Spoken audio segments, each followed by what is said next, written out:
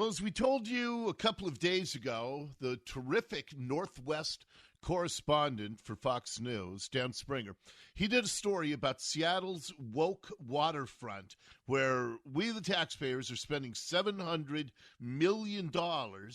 And if you go down to visit, you are going to be hit over the head with a 2x4, figuratively, but just told how you're on stolen land and how horrible our racism is. And it's quite a scene. And one of the things that inspired Dan's story, our friend Elizabeth Economou, who writes freelance, but she did a great piece for American Thinker. You can see it at americanthinker.com. She talked about her experience trying to get a PR job with the organization that's running things down the waterfront. And Elizabeth joins us here on the Dori Monson Show. Hey, Elizabeth, it's always great to talk with you.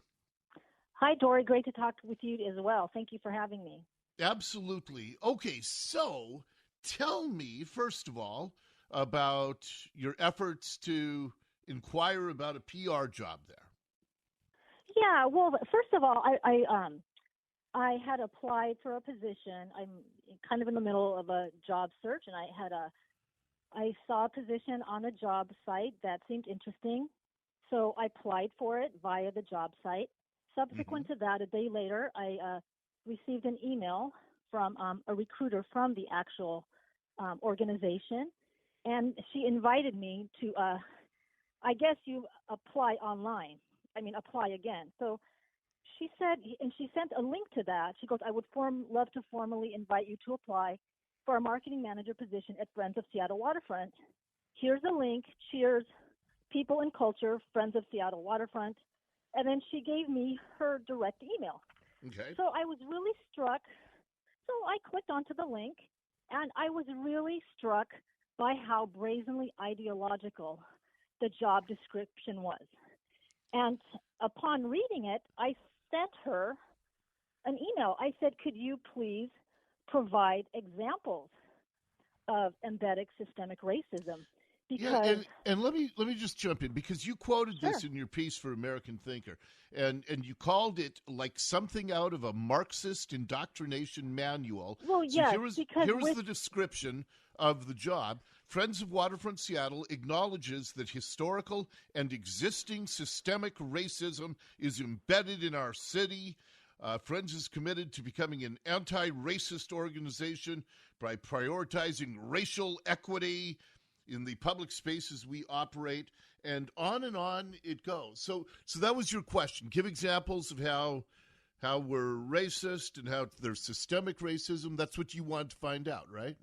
Well, yeah, and I also wanted her to know that I am first-generation Greek American, and I've lived in Seattle on and off for decades, and I have not seen this play out. So my parents are immigrants without college degrees. They came here legally, albeit independently, and I wanted to inquire.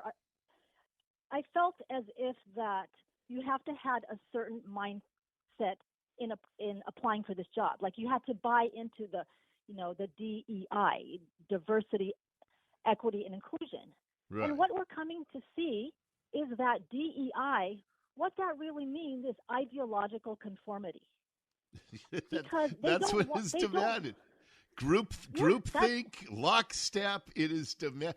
It's so funny that all of these groups that talk about diversity and inclusion, they don't want anybody who isn't a far left thinker, and they will not include you if you don't walk in lockstep with their mandated thought. I mean, they are such hypocrites with all of those words they use. It's modern day Orwellian doublespeak. Oh, yeah. It's the exact opposite of what they want you to believe that it is. Exactly. And I think that we're living in an era where we see this more and more. Voter ID now is considered suppression. For God's sake, I have to show ID when I purchase a bottle of Prosecco or when I want to go and return something at Nordstrom's with a receipt. Right. So this is how far how far we've come. Yes. So, and it's sad because, those who the language has been seized, and we have to be really vigilant in believing ourselves and not so much what we hear, and that what we see is actually what's happening. I mean, from last year's protest, we saw peaceful but fiery. Well, come on, really?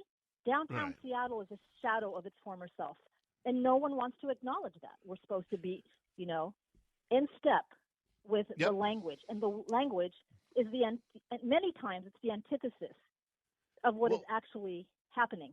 the other thing that struck me was they told you, or they tell all potential applicants, that there are lots of ways that you can reflect DEI, diversity, equity, and inclusion. And here's some of the ways. One of them Well, is engage in regular conversation about race and equity through all staff meetings, trainings, and a DEI book club.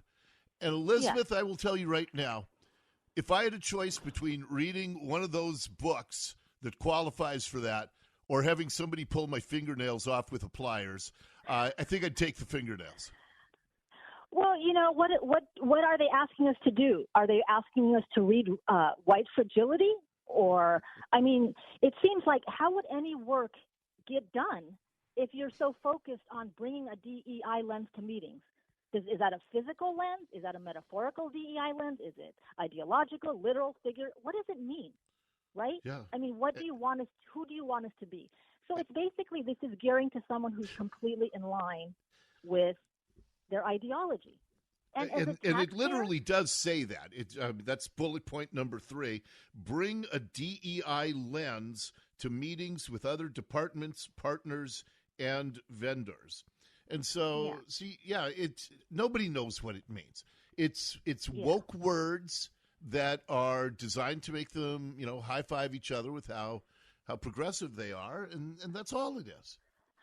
Yeah, and my question is, do people who write these descriptions actually believe what they're writing, or are they just doing it to hold on to their jobs? I mean, because how would any work ever get done if all you're doing is obsessing over these things? So now here's what we're going to get: $700 million for what Dan Springer called the most woke waterfront in the world.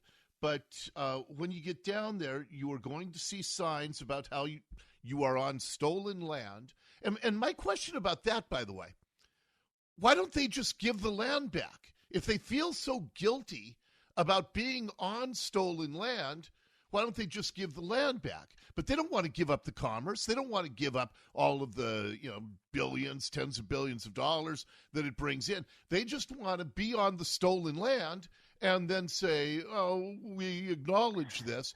Well, that's just stupid. Give it back if you feel so guilty. What they're doing, as I see it, they are masquerading virtue signaling for virtue.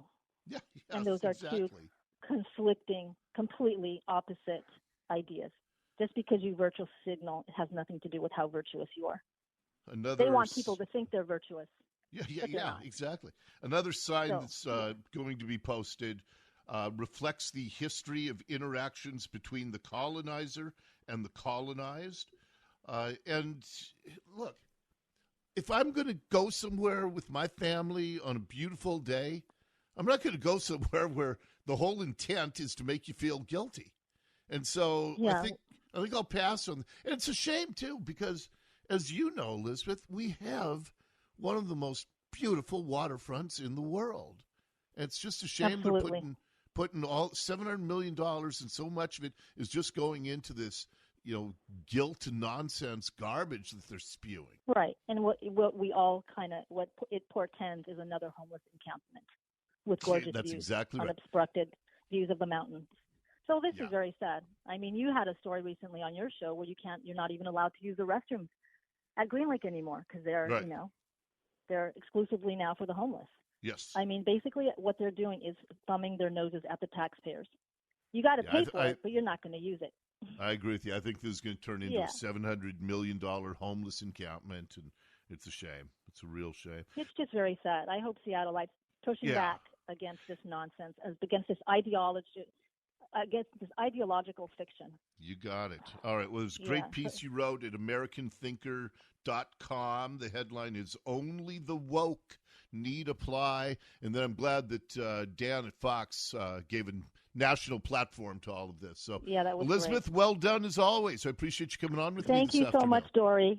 God bless, and thanks for all your good efforts. Bye-bye. God bless you as well. All right, Elizabeth Economou, check out her piece at AmericanThinker.com. I'd love to hear your thoughts. You can text me at 98973, and we have lots more to come here on the Dori Monson Show.